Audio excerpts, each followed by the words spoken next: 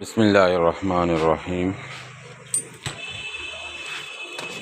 मुल्क के दीगर इलाकों की तरह आज नारोवाल में भी बड़ी तूफ़ानी बारिश हुई, अभी तक हो रही है और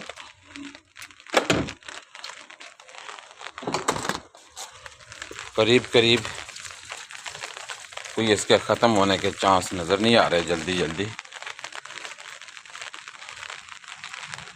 ये देखें, अभी तो ज़रा थोड़ी सी आहिस्ता है, लेकिन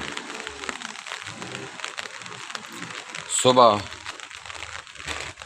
कई घंटे बहुत तेज़ बारिश हो रही थी।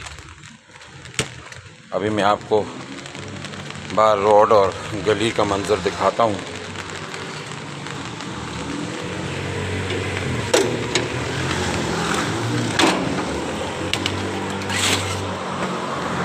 ये देखें, गलियाँ और जो रोड है मेन, ये तालाब के मंज़र पेश कर रहे हैं और मोटरसाइकिल वालों को, गाड़ियों वालों को, रक्शे वालों को, सबको प्रॉब्लम हो रही है। गाड़ियाँ बंद हो रही हैं और सारे ही लोग इसकी वजह से परेशान हैं। अल्लाह रब्बुल इज़्ज़त तमाम लोगों को